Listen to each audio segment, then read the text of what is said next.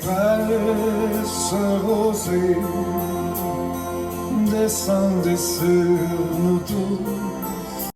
Ephésiens 2, verset 16. Je lis. Ainsi donc que personne ne vous juge à propos de ce que vous mangez et buvez, ou pour une question de fête, de nouvelle lune, de sabbat. Tout cela n'est que l'ombre des choses à venir, mais la réalité est celle du Christ. Que personne, sous prétexte d'humilité et d'un culte des anges, ne vous conteste à son gré le prix de la course. Un tel homme s'adonne à des visions, il est enflé de vain orgueil par ses pensées charnelles. Amen. Amen. Il y a un passage qui lui est semblable, Hébreux 8, 4, je le dis pour référence. Hébreux, chapitre 8, verset 4. On va voir si on peut le lire.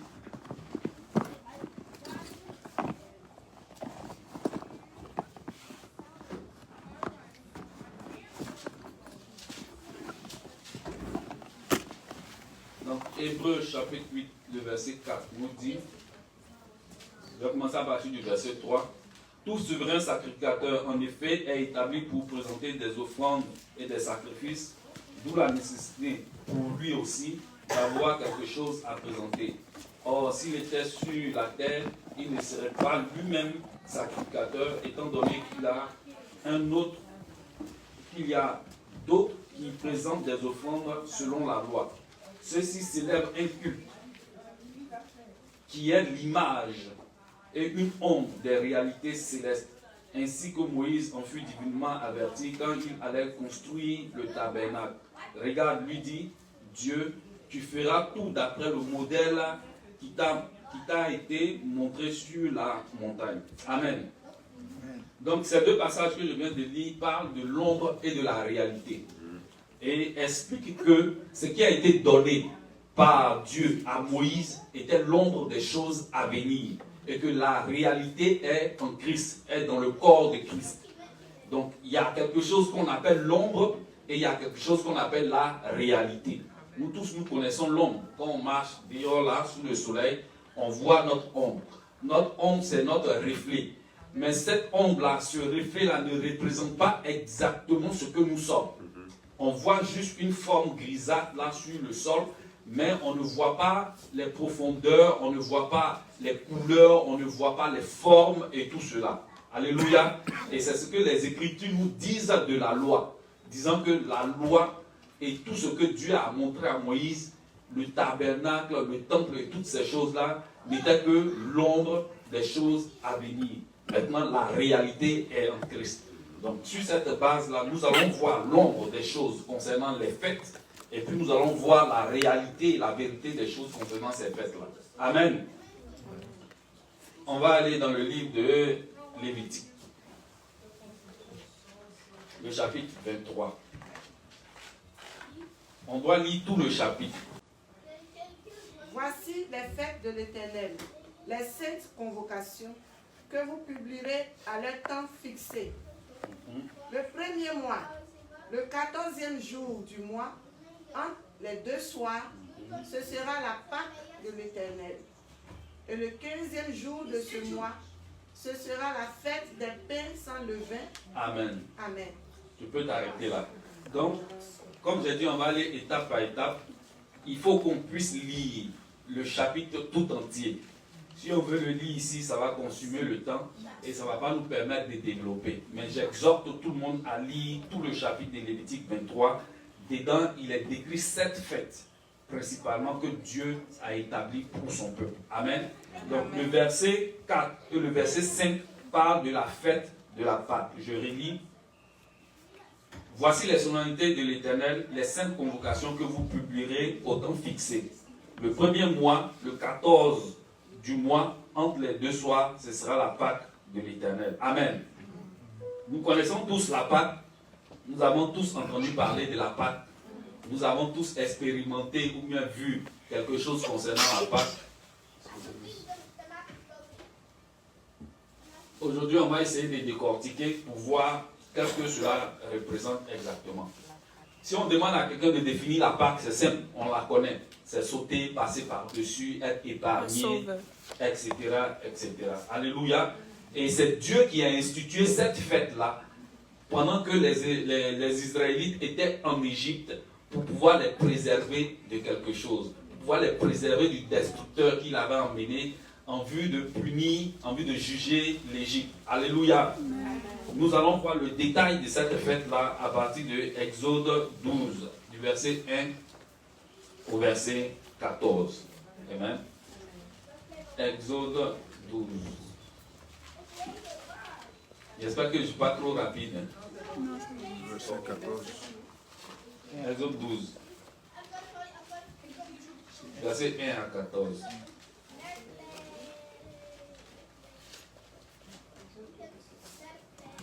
L'Éternel dit à Moïse et à Aaron dans le pays d'Égypte, ce mois-ci sera pour vous le premier des mois.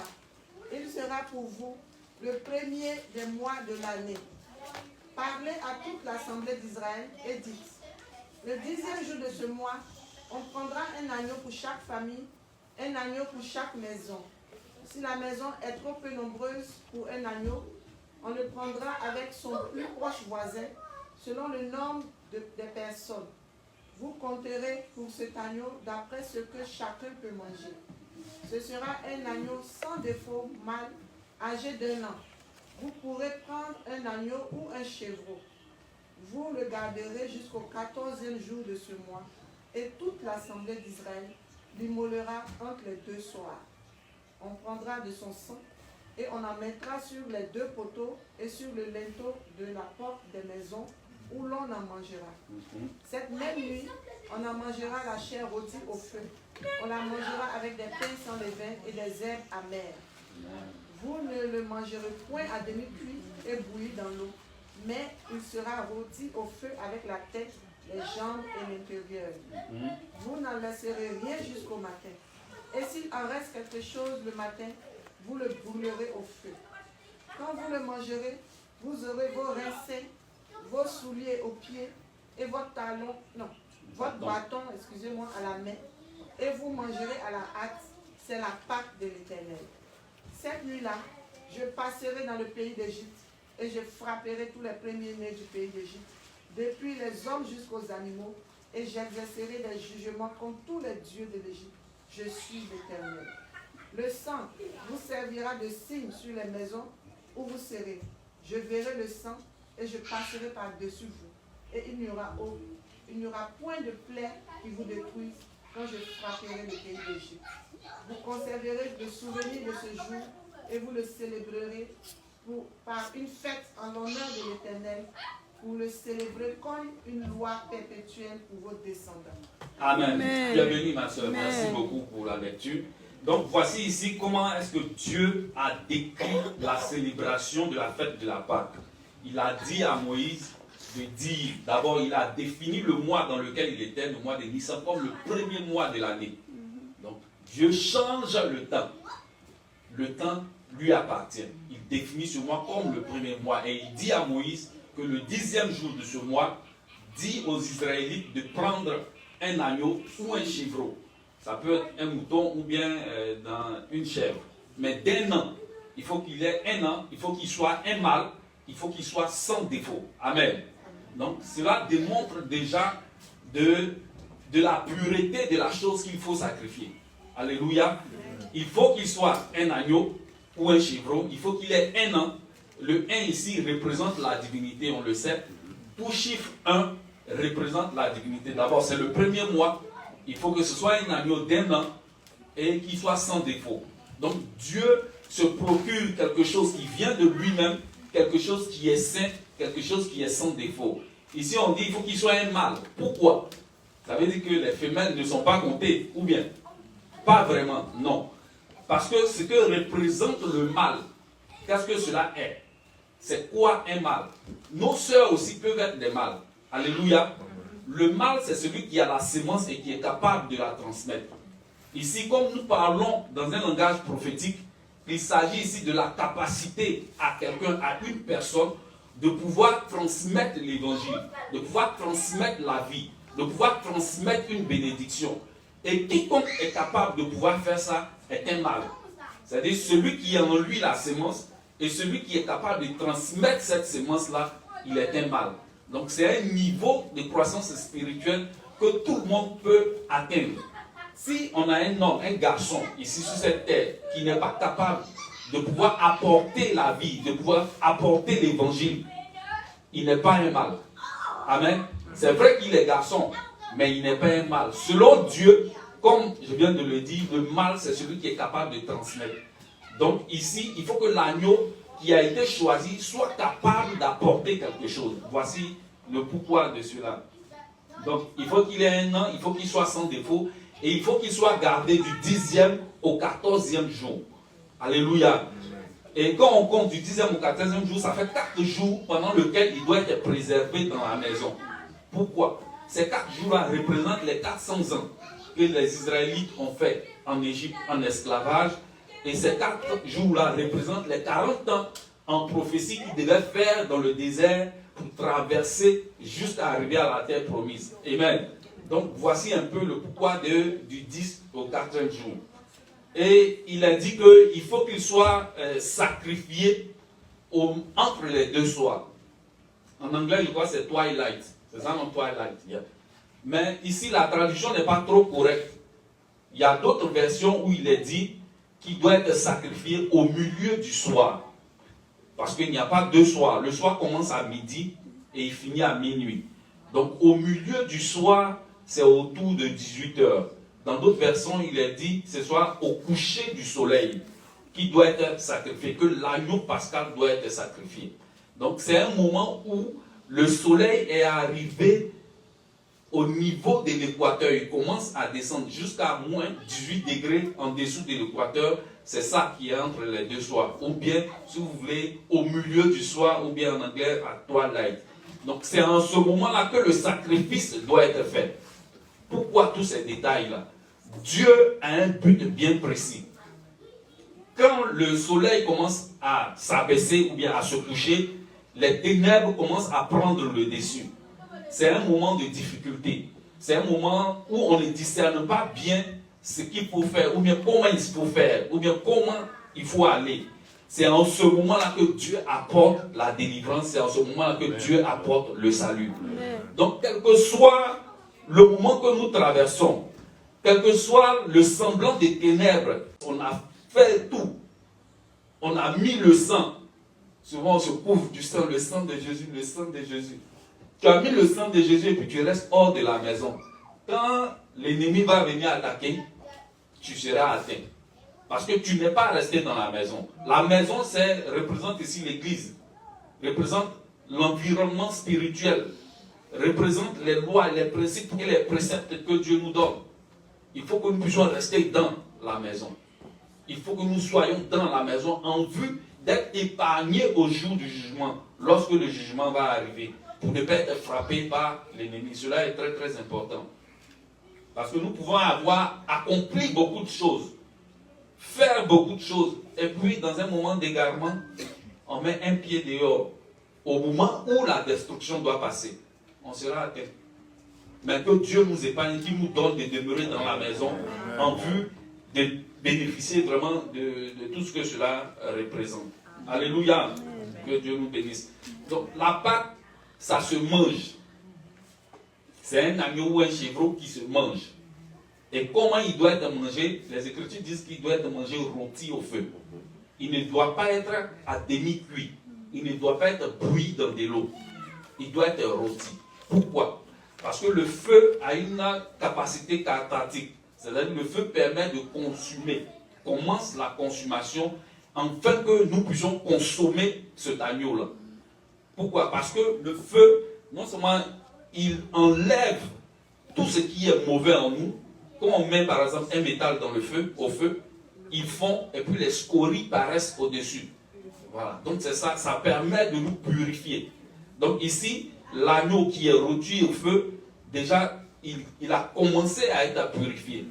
Et l'objectif, c'est que tous ceux qui consomment cet agneau-là aussi soient purifiés.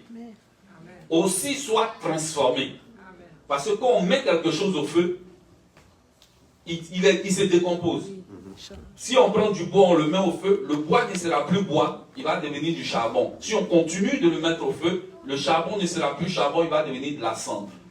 C'est ça. Et quand on regarde un morceau de bois et la cendre, il n'y a pas de ressemblance. C'est carrément différent. Donc c'est ça l'objectif de le rôtir au feu. Pour que tous ceux qui participent à cette Pâque-là puissent être transformés au plus profond d'eux-mêmes. Entièrement, du début à la fin.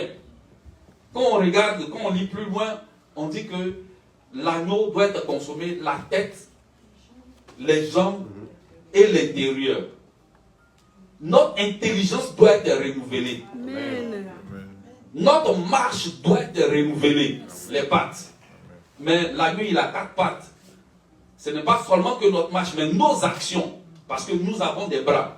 Donc, notre marche spirituelle doit être renouvelée. Nos actions doivent être renouvelées. Et surtout, notre cœur, c'est-à-dire les entrailles, doivent être changées aussi. C'est très, très important. C'est pour ça que l'agneau, il est consommé entièrement. L'intelligence renouvelée, la marche spirituelle changée, renouvelée, les actions renouvelées et l'intérieur, le cœur de l'homme renouvelé, changé, purifié par le feu. Nous devons manger l'agneau pour être transformés dans notre intelligence, pour être transformés dans notre marche spirituelle, pour être transformés dans nos actions. Participer à ce sacrifice-là pour être une nouvelle personne. Se laisser consumer par le feu, être rôti complètement. Changer d'aspect, changer de mentalité, changer de vie. L'objectif d'être rôti par le feu. Entièrement.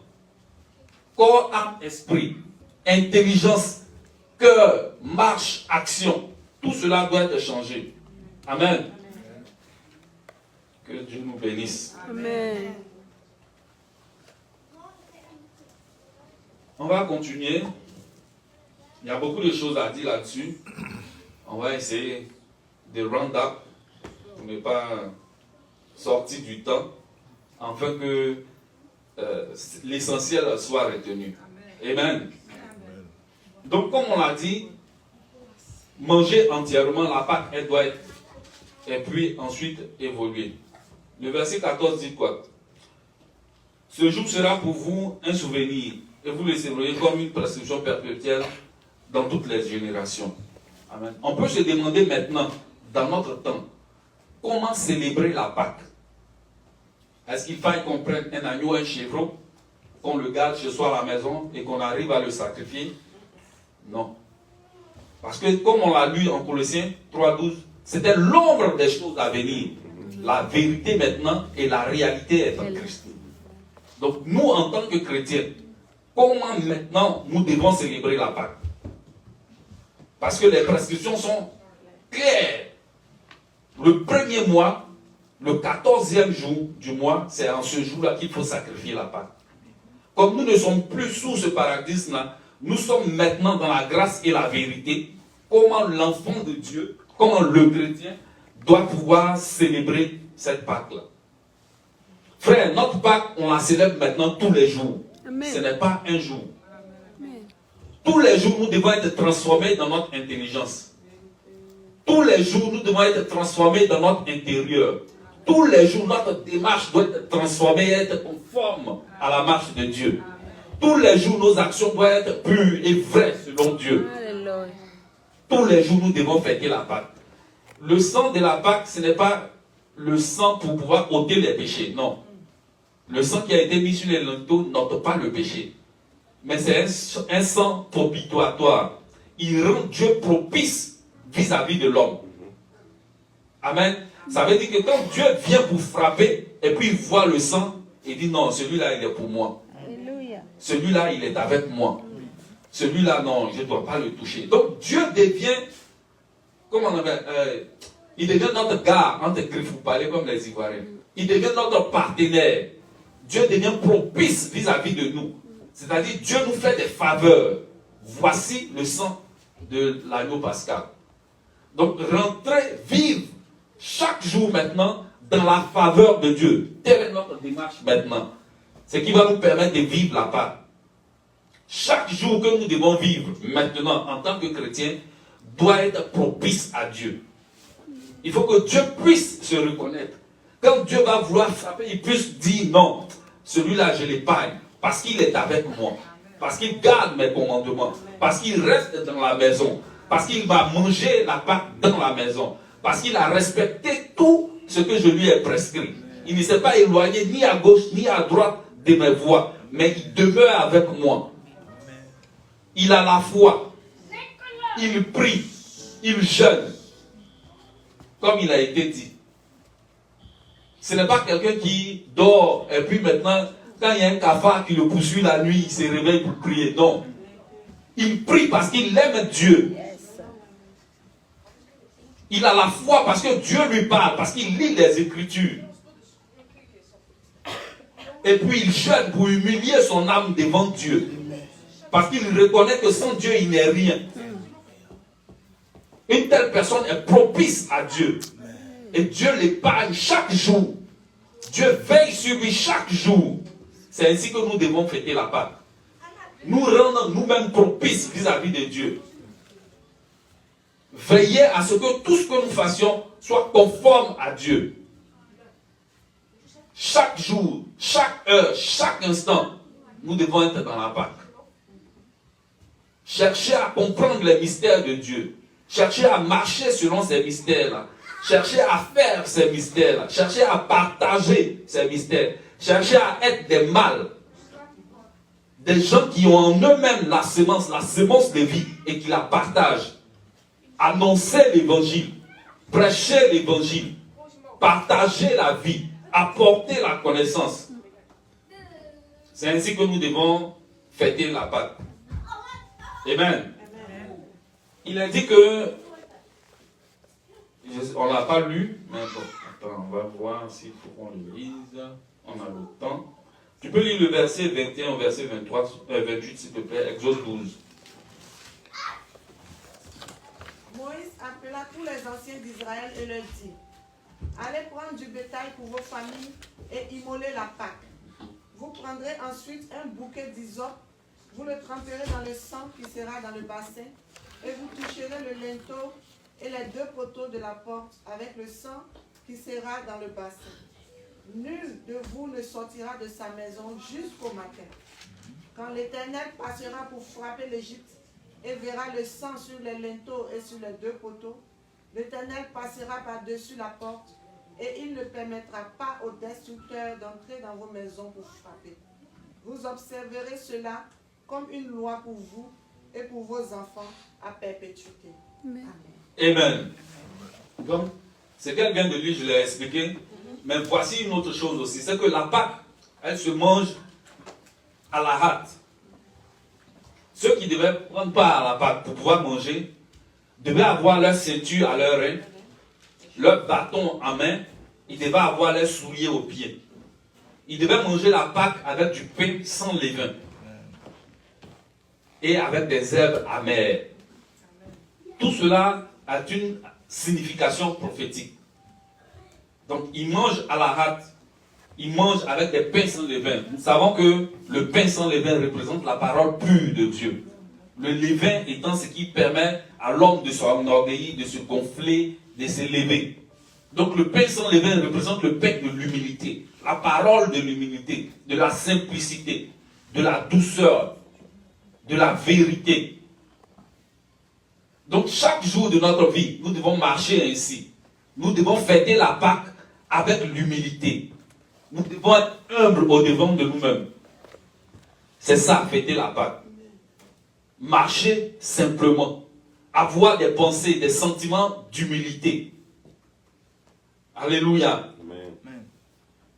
Et manger les herbes amères. Les herbes amères ici représentent la difficulté que c'est que de marcher dans l'humilité. C'est pas facile, n'est-ce pas? En tout cas, Alima, tu es béni.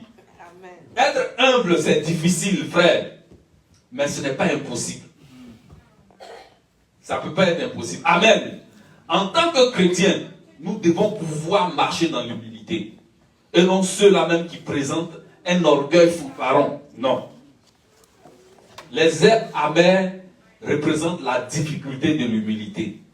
Dieu nous prépare pour dire que quand on va s'engager à manger le pain sans levain, le pain de l'humilité, du rabaissement, ça va produire en nous de l'amertume. Ça va produire en nous de l'adversité. Ça va produire en nous des difficultés. Mais nous devons le faire. Amen. Amen. Nous devons le faire. Regardez ce que Jésus a fait quand il était sur la terre avec ses disciples. Quand les gens venaient, on ne reconnaissait pas Jésus. C'est-à-dire, entre lui et ses disciples, on ne sait pas qui est le maître, qui sont les disciples. Parce qu'il était tellement humble qu'on ne pouvait le distinguer. Contrairement à ce qu'on voit aujourd'hui, on va les laisser de côté, on va prêcher notre propre parole. Alléluia. Amen. La simplicité et l'humilité sont des caractères de la spiritualité, de quelqu'un qui a avancé spirituellement. Jésus savait qui il était. Jésus avait toute la puissance de la divinité en lui-même. Et puis on ne pouvait le voir. Quand les gens sont venus le chercher avec ses disciples, ils sont arrivés avec des bâtons, des épées. Et puis il a demandé, qui vous cherchez? Quand il a dit ça, qu'est-ce qui s'est passé? Eux tous sont retournés, ils sont tombés. Onction. Il était lui-même trop puissant. Amen. Il était obligé de se revêtir chaque jour du manteau de l'humilité. C'est pour ça qu'il a pu tenir, que les gens ont pu l'approcher, le toucher et faire des choses. Sans l'humilité, les gens fuient. Alléluia. Amen. Avec la gloire, il nous faut l'humilité. Avec la puissance, il nous faut l'humilité. Avec la connaissance, il nous faut l'humilité. Sans l'humilité, si on a toutes ces choses-là, on se perd automatiquement. C'est pour ça que Dieu, souvent, il ne nous donne pas. Ce n'est pas parce qu'il ne veut pas. Imagine, si tu donnes un couteau bien aiguisé à ton fils de 4 mois ou bien 1 an, le couteau peut être utilisé pour faire la bonne cuisine. Mais il va se blesser. Donc, il vaut mieux épargner ces blessures-là, garder le couteau jusqu'à ce qu'il devienne mature. Et puis, on va lui donner. Là, comme ça, il peut mieux manipuler. Voici ce que Dieu attend de nous. Que nous puissions mûrir, en fait, qu'il nous donne les capacités pour ne pas que ces capacités-là servent à notre destruction. C'est ça. Donc, l'humilité est très, très importante. Le pain sans levain est très important dans la vie du chrétien. Ça va produire ce que ça va produire de nos fermes. C'est ça notre Pâques. On doit serrer les dents. Quand tu as raison, et puis on te dit que tu as tort, et puis tu ne te défends pas, mais il faut laisser, il ne faut pas argumenter pour démontrer que tu as raison. Toi, tu sais que tu as raison, Dieu sait que tu as raison. Et puis on t'accuse. Et tu dis, et puis tu ne dis rien. Il ne faut même pas dire je laisse pour moi à Dieu. Non, il faut laisser ça. Amen. Dieu sait que tu as laissé pour toi à lui. Laisse les hommes penser qu'ils ont raison. Laisse les hommes penser qu'ils montent sur ta tête. Laisse les hommes penser qu'ils sont plus grands que toi. Laisse les hommes. Toi, cherche Dieu. Mange le pain d'humilité. Souffre la souffrance de l'humilité. Tiens ferme dans cette voie-là. Ce qui est devant est trop grand. Pour qu'on puisse se bagarrer, se griffer à cause de... Tu n'as pas vu comment elle m'a regardé? Et puis tu as vu comment elle m'a salué? Bonjour. Au lieu de dire bonjour. Tout ça là, c'est trop long. Soyons simples et humbles dans nos rapports, les uns vis-à-vis des autres, dans notre marche. Si nous marchons dans cette simplicité-là, nous serons en train de fêter la Pâque ici. Parce que la Pâque, c'est la simplicité, c'est la vie de l'humilité, c'est la vie simple. Donc, il a dit qu'il faut qu'on ait les ceintures aux reins pour manger la Pâque. Il faut qu'on ait notre bâton en main, il faut qu'on ait des chaussures aux pieds. La ceinture réfère à la vérité. Parce que dans l'armure du chrétien, quand on lit quelque part là, On a vu qu'il faut avoir le casque du salut, le bouclier de la foi, la ceinture de la vérité, l'épée de l'esprit qui est la parole de Dieu et les bonnes dispositions que donne l'évangile de paix comme chaussure. Amen. Donc celui qui mange la Pâque doit être dans la vérité, être vrai dans toutes ses voies. Donc lorsque nous avons la vérité, nous mangeons ainsi la Pâque. Mais cette vérité-là, elle est où? Elle est à notre rein. Les reins représentent la force. C'est la force. Donc notre force dans notre marche vient de la vérité. Et la vérité n'est autre que Jésus. Parce qu'il est écrit, je suis la vérité. Comment on dit ça? Le chemin et la Merci. vérité. Je suis le chemin, la vérité et la vie. Ali m'a parlé vite, me dit que Dieu nous bénisse. Jésus est notre vérité. Jésus est notre force. Jésus est celui qui va nous fortifier dans cette marche pascale. Sans Jésus, lorsque nous allons commencer à manger le pain de l'humilité, on va laisser tomber. Parce que la chair va reprendre le dessus. Rapidement. Donc la force pour pouvoir tenir dans ce chemin-là, la force pour pouvoir marcher dans la Pâque, la force pour pouvoir agir dans la Pâque, nous vient de Jésus-Christ qui est notre force. Nous vient de la vérité qui est Jésus-Christ. Et c'est lui qui est notre force. Et les dispositions que nous devons avoir, ce sont des très bonnes dispositions comme chaussures. Il ne faut pas vouloir faire quelque chose et puis en même temps faire le contraire. Si tu es disposé à la chrétienté, pratique donc la chrétienté. Il ne faut pas porter des chaussures de randonnée pour aller faire la boxe. Non. À chaque chaussure, son activité. Voilà. On porte des chaussures de souliers bien comme pour Dao, c'est pour venir à l'église. Ça, c'est pas pour aller au champ. Amen. Donc, si nous voulons vivre notre vie chrétienne, donnons-nous les dispositions pour vivre la vie chrétienne. Tu ne peux pas vouloir vivre la vie chrétienne et puis te retrouver quelque part dans un cabaret avec des trucs qu'on ne peut pas dire ici. Amen. Tu ne pourras pas vivre ta vie chrétienne conformément à cela. Amen. Ou bien te retrouver sur le banc des moqueurs. Tu ne pourras pas vivre ta vie chrétienne comme ça. Marcher en compagnie des gens de mauvaise vie. Tu ne pourras pas vivre ta vie chrétienne. Toi-même, donne-toi les bonnes dispositions comme chaussures. La bonne disposition, il a été dit ici. Il faut avoir la foi, il faut prier, il faut jeûner. Il faut participer aux réunions. Ça te donne les bonnes dispositions pour pouvoir vivre la vie chrétienne, pour pouvoir fêter ta Pâque, pour pouvoir marcher dans la Pâque. Mais si tu ne te mets pas dans la maison, quoique tu aies mis le sang sur les linteaux, quoique tu aies sacrifié la Pâque, quoique tu aies commencé à manger, il fait trop chaud dans la maison, je m'en vais dehors pour manger, la destruction va t'atteindre là-bas. Parce que tu ne seras pas dans les dispositions pour pouvoir vivre la vie chrétienne. Amen. Restons dans la maison de Dieu. Ce sont les bonnes dispositions. Amen. Et le bâton ici représente le soutien dont nous avons besoin dans notre marche. Ça représente le Saint-Esprit. Ça représente la force d'action. Nous avons 2 pieds, nous marchons. Mais le bâton représente notre 3e pied. La force qui nous tient dans la marche. Ce bâton sur lequel on s'appuie pour pouvoir persévérer, continuer la marche. Et c'est le Saint-Esprit qui nous aide dans cette marche-là. Donc dans notre fête pascale, dans notre vie pascale, le Saint-Esprit doit y être. On ne peut pas vivre cette vie-là sans le Saint-Esprit. On ne peut pas marcher cette marche-là sans le Saint-Esprit. On ne peut pas faire ces actions-là sans le Saint-Esprit. On ne peut pas entamer cette humilité-là sans le Saint-Esprit. Il nous faut le Saint-Esprit. Il est écrit que jusqu'à présent, vous n'avez pas encore demandé. Demandez afin que votre joie soit parfaite. Et Dieu donne l'Esprit à tous ceux qui lui demandent, sans acception de personne. Amen. Il veut nous donner. Et il a dit, il faut qu'on lui demande, il va nous donner. Comme il est écrit, Matthieu 7,7, demandez, cherchez, frappez. Amen. Donc il faut qu'on persévère à cela. Afin de recevoir le Saint-Esprit qui va nous aider dans notre marche. Amen. Parce que la marche est longue. Amen. Alléluia. La marche est longue. Ça, il faut qu'on se dise la vérité. La marche chrétienne est longue.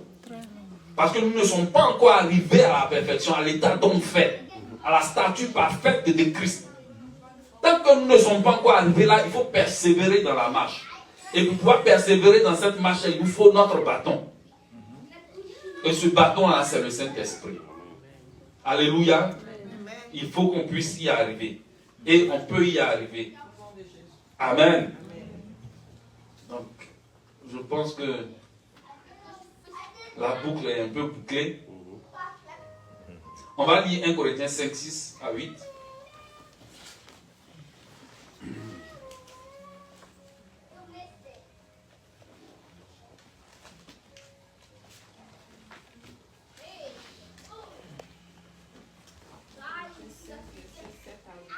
Six.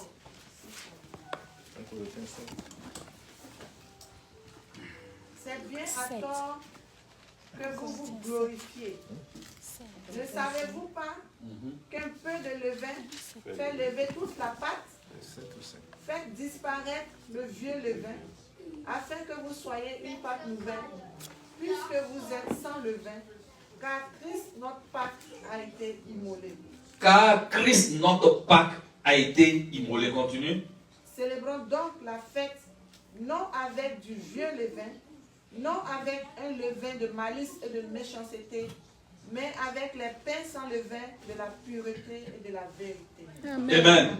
Comme nous avons lu en Colossiens, ces choses qui ont été prescrites à Moïse étaient l'ombre des choses à venir. Voici la réalité qui est en Christ, où il est écrit ici, dans le livre de Corinthiens, que Christ est notre Pâque et il a été immolé. Amen. Et donc, la foi qu'on met en Jésus-Christ nous apporte tous les retombées de ce que Dieu avait prévu en instituant la Pâque. Donc, Christ est notre agneau qui ôte le péché du monde, mais il est aussi l'agneau propitiatoire qui nous rend propice vis-à-vis de Dieu. Il est notre, si vous voulez, notre avocat. Et il est en même temps notre juge. Donc, voici où on est bien. Donc, celui qui doit prononcer une sentence quelconque, c'est lui qui te défend. Donc, le verdict qui va être donné n'est que bénédiction. Amen. Amen. En plus de ça, on dit, Christ, notre Pâque, a été immolé. S'il est immolé, mais bon, tous les retombées de l'immolation là, nous reviennent. Alléluia. Donc nous devons garder cette foi-là. Nous devons marcher dans cette Pâque-là. Nous devons fêter ainsi la Pâque. Donc, pour conclure, quand est-ce qu'on fête la Pâque? On la fête tous les jours. Comment on la fête? On la fête par la foi en Jésus-Christ qui est notre Pâque. Où on la fête partout et surtout en soi-même. Parce que la Pâque est une démarche intérieure où il faut être renouvelé par l'intelligence. Il faut changer la marche, il faut changer les actions et puis avoir l'intérieur, le cœur changé. Pourquoi on doit faire cela? Parce que fêter la Pâque ici, nous sommes protégés, nous sommes épargnés, nous sommes gardés par Dieu. Nous sommes rendus propices vis-à-vis de Dieu et Dieu nous aide dans notre marche chrétienne en vue d'atteindre le but. Alléluia. Voici un peu comment nous devons agir maintenant en ce qui concerne la Pâque, qui est la première fête de cette fête qui, par la grâce de Dieu, nous allons essayer de développer au fur et à mesure. Que Dieu nous bénisse. Amen. Valse rosée.